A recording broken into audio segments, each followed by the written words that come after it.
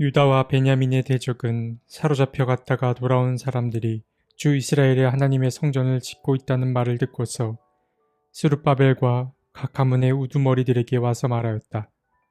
아시리아 왕 에살핫돈이 우리를 여기로 데려왔을 때부터 이제까지 우리도 당신들과 마찬가지로 당신들의 하나님을 섬기며 줄곧 제사를 드려왔으니 우리도 당신들과 함께 성전을 짓도록 하여 주십시오.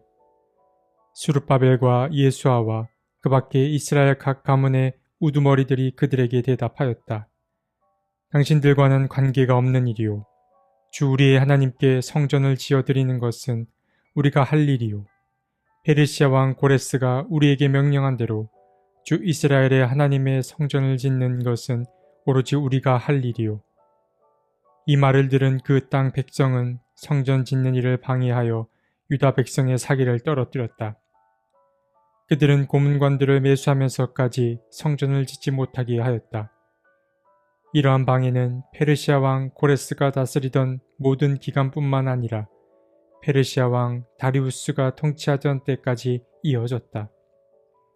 에스라기 4장 1절에서 5절 말씀.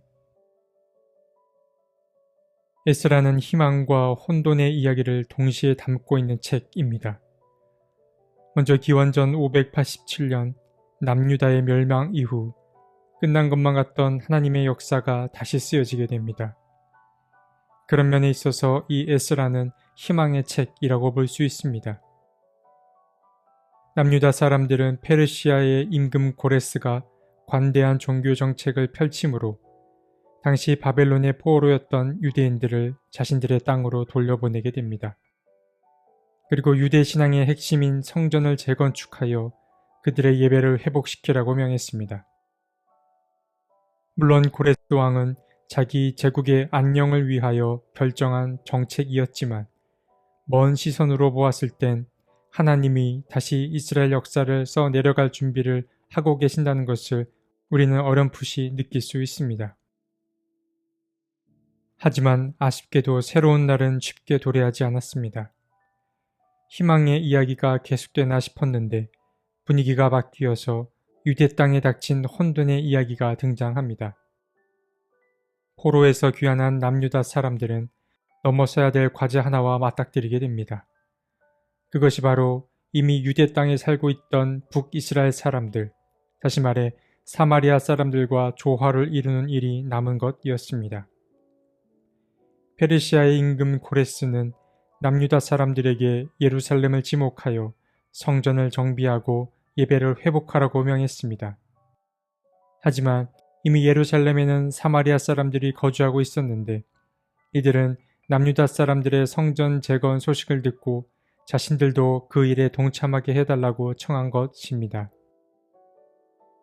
사실 성전 재건은 사마리아 사람들 스스로 자신들의 신앙심을 증명하기 위한 선택이기도 했지만 무엇보다 성전 재건은 강대국인 페르시아의 뜻이기도 했기 때문에 만약 성전 재건 작업에서 제외된다면 그들이 어떤 식으로 나중에 불이익을 받게 될지 알 수 없는 상황이었습니다. 힘없는 백성은 늘 강대국의 눈치를 볼 수밖에 없었습니다. 사실 여기까지만 보면 그리 문제될 건 없어 보입니다. 남유다 사람들이 사마리아 사람들과 힘을 합쳐 하나님의 성전을 보수하면 됐을 것입니다. 하지만 문제는 남유다 사람들이 사마리아 사람들의 의견을 들어주지 않는 데서 발생하게 됩니다. 오늘 본문인 에스라 4장은 사마리아 사람들이 남유다 사람들이 자신들의 청을 들어주지 않자 남유다 사람들을 페르시아에 고발하는 내용을 담고 있습니다. 오늘 본문 1절에서 유다와 베냐민은 곧 유다 사람과 베냐민 사람들로 남유다 왕국의 본 줄기를 이루었던 백성들이라고 할 수 있습니다. 그리고 바로 이 유다와 베냐민의 대적, 그들은 자연스레 사마리아 사람들임을 쉽게 유추할 수 있습니다.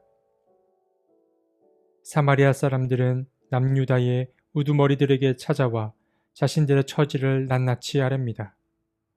그들은 자신들도 포로에서 해방되고 줄곧 이곳에서 당신들과 마찬가지로 하나님을 섬기며 제사를 드려왔다고 말합니다. 그러자 스룹바벨과 예수아와 같은 이스라엘 가문의 우두머리들은 선을 분명히 그으며 말했습니다. 하나님의 성전을 짓는 일은 당신들과는 관계없는 일이라며 이 일에 관여시키지 않겠다고 이야기합니다. 사마리아 사람들은 크게 실망했습니다. 하지만 이들의 고집도 장난이 아니었습니다. 그들은 자신들의 입장을 수용해 주지 않자 남유다 사람들이 성전 짓는 그 일을 방해하기 시작합니다. 그들은 관리들을 매수하면서까지 남유다 사람들이 성전을 짓지 못하게 방해하였습니다. 그 방해로 인해 성전 재건이 실행되지 못한 게 대략 15에서 16년 정도가 되었다고 볼 수 있습니다. 오늘 본문에는 세 편의 고발장이 언급됩니다. 먼저는 아하수에로 왕 때에 한 번, 그리고 그의 아들 아닥사스다 왕 때에 두 번이 있었습니다.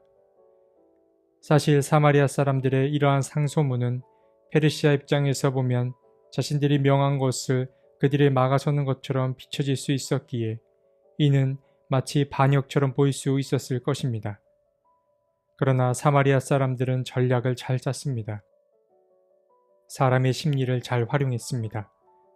그들은 오히려 유다 사람들이 예루살렘 성전을 지어 왕에게 반역을 꿈꾸고 있다며 글을 작성했습니다. 임금님께서 다스리시는 여러 지방에 흩어져 살던 유다 사람들이 우리가 사는 예루살렘으로 와서 자리를 잡고 범죄와 반역을 일삼던 악한 성읍 예루살렘을 지금 다시 세우고 있습니다. 기초를 다시 다지고 성벽을 쌓아 올리고 있습니다. 이 일을 임금님께 아뢰입니다. 성벽 쌓는 일이 끝나고 그 성읍이 재건되면 그들은 세금과 조공과 관세를 바치지 아니할 것이며 틀림없이 국고에 손해를 끼칠 것입니다. 사마리아 사람들은 좀 과장을 했습니다.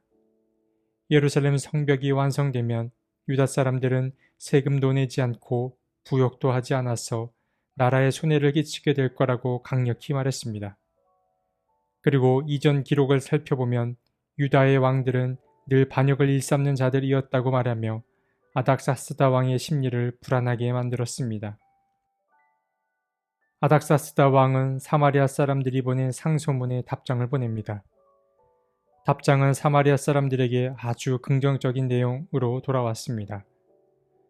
아닥사스다는 유다의 왕들이 반역을 일삼고 열왕을 거역한 역사가 있었음을 동의했습니다. 결국 페르시아 왕 아닥사스다는 르훔 사령관과 심세 서기관에게 명하여 예루살렘 성전 건축을 중단케 했습니다. 그리하여 성전 건축이 멈추게 된 것이 대략 15년, 16년인 것입니다. 에스라기 4장은 순조롭게 진행될 것만 같던 예루살렘의 성전 재건이 갑작스레 발목이 잡히는 이야기를 들려주었습니다. 사실 에스라기도 역대상 역대하처럼 기록 목적이 분명한 책입니다. 하나님의 역사는 끝이 없음을 증명하는 것이 그 목적이라고 할 수 있습니다. 에스라기를 기록하기 위해 펜을 든 사람은 에스라입니다. 그는 유다 출신의 사람이었습니다. 그렇기에 유다가 하려는 일을 막아선 자들은 곧 하나님이 하시는 일을 막아선 자들로 그려지게 됩니다. 그러면 당연히 성전 건축을 방해했던 사람들은 하나님의 반대편에 선 자들로 비춰질 수밖에 없습니다. 물론 사마리아 사람들은 성전 건축을 방해한 것이 맞습니다. 그들은 유다 사람들 입장에서 불편한 사람들일 수밖에 없습니다.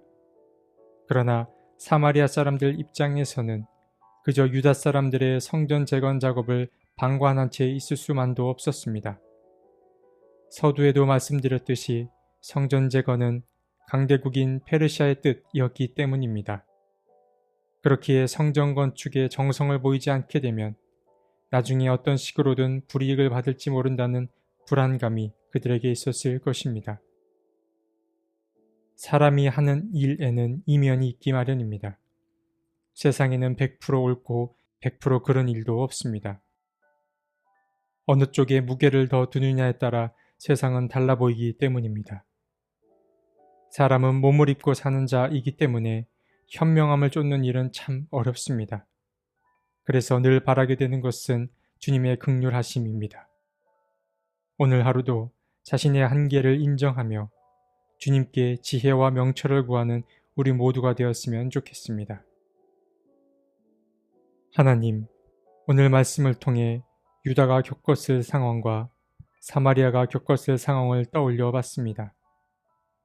유다는 포로 해방의 기쁨에 들떠서 열심히 성전 건축을 하려고 했고, 사마리아는 삶의 터전을 잃을까 하는 불안감에 사로잡혀 있었습니다.